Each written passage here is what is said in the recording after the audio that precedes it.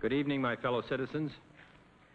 This government, as promised, has maintained the closest surveillance of the Soviet military buildup on the island of Cuba. Within the past week, unmistakable evidence has established the fact that a series of offensive missile sites is now in preparation on that imprisoned island. The purpose of these bases can be none other than to provide a nuclear strike capability against the Western Hemisphere. When the Cuban Missile Crisis started, two international superpowers were locked in a nuclear arms race. The USA, United States of America, and the USSR, Union of Soviet Socialist Republics, were developing nuclear weapons and threatening to launch them at each other. They were stuck in a Cold War that lasted over 30 years. During the Cuban Missile Crisis, the USSR put MRBMs, medium-range ballistic missiles, and IRBMs, intermediate-range ballistic missiles, in Cuba in September and October of 1962. These missiles could strike anywhere in the continental U.S. When President John F. Kennedy found out about the missiles on October 14, 1962, he called together a council called XCOM, which consisted of 19 of his top advisors. The crisis lasted for 14 days and ended on October 27, 1962. My name is Tim Rush. I'm a professor here in the College of Education. In 1962, I had my 20th birthday during the Cuban crisis. We had just come back from Turkey. I was in the Air Force. And when we got back to our base in New Mexico, none of our planes were there. And in fact, there were no planes there. And we worked on fighter bombers, F-100s. Something was up, we knew. We were restricted to the base immediately, and 4 hours later, 6 hours later, we flew out to where our planes were in North Carolina.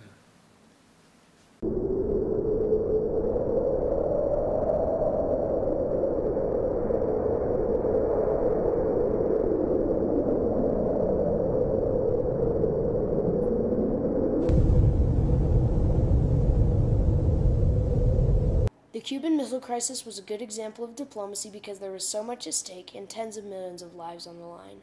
Khrushchev and Kennedy used diplomacy to work it out. Neither Khrushchev nor Kennedy wanted a nuclear war, and using diplomacy they kept the problem from escalating. The problem was that two international superpowers were pointing nuclear weapons at one another.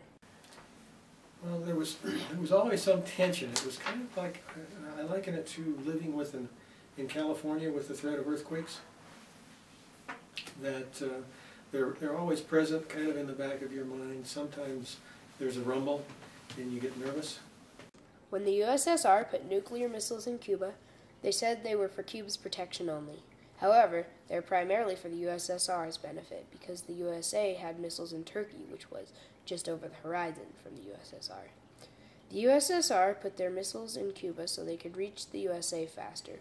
This gave them bargaining power in regards to the USA's missiles in Turkey. The Cuban government was more inclined to take the missiles because of the Bay of Pigs invasion on April 17, 1961. The Bay of Pigs was a failed attempt by Cuban exiles backed by the USA to overthrow Cuba's leader, Fidel Castro, and his government.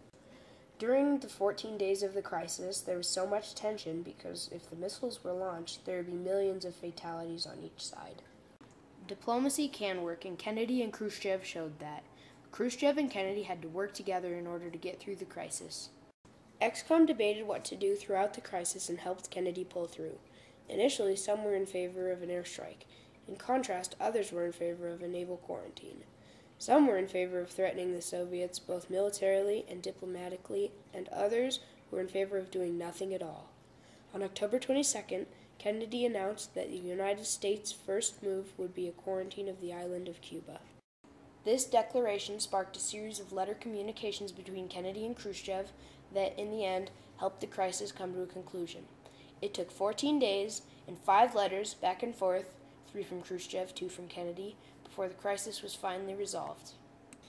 Neither Khrushchev nor Kennedy lost their heads, and neither wanted nuclear war. They finally came to a compromise. After Khrushchev's first letter, the USA didn't respond. But after Khrushchev's second letter, the USA did respond to the first letter because the second letter was more aggressive. The first letter from Khrushchev was more conciliatory. giving Kennedy a bit of hope that the missiles would be removed from Cuba without escalation. In Kennedy's reply to Khrushchev's first letter, Kennedy proposed a compromise. Khrushchev agreed and discussed terms that would fit both parties' needs. Kennedy agreed to take America's missiles out of Turkey and also declare that he would never attack Cuba.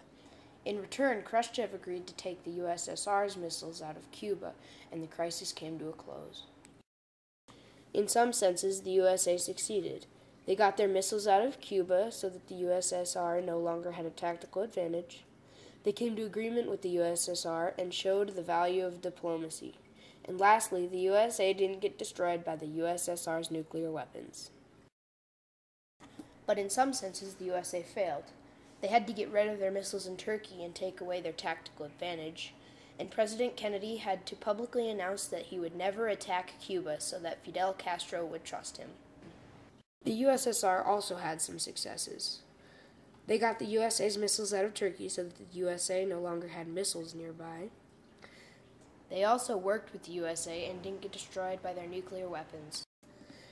The USSR also had failures. They had to get rid of their missiles in Cuba and get rid of their advantage of proximity. China broke from the USSR because they thought the USSR was weak.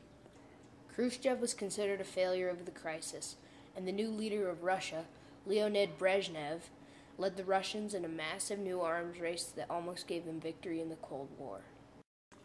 There were also consequences for both sides. The USA and Russia, formerly the USSR, are still suspicious of each other because of what they have been through. With the success of the naval barricade, the USA realized the power of their non-nuclear force, Army, Marines, Navy, Air Force, and were more willing to deploy the troops in Vietnam. Some believe that the Cuban Missile Crisis was the turning point of the Cold War. Looking back, yes, at the time, I was just a kid, I was 20 years old. That may seem like it's an old guy to you, but I didn't really fully appreciate the significance of it until perhaps 10 or 15 years later. But looking back, it certainly was a turning point, because at that point, up till that point, I think, the Soviet Union thought that they could bluff us. And there weren't many bluffs after the Cuban crisis. Both Khrushchev and Kennedy got scared. Neither wanted to be that close to nuclear war again without a direct way to communicate. They established a hotline, a telephone between countries, to communicate in future crisis situations. It's important that both Kennedy and Khrushchev chose diplomacy. They modeled to the rest of the world that diplomacy works. If they hadn't used diplomacy, the USA and the USSR would both still be repairing physically and mentally.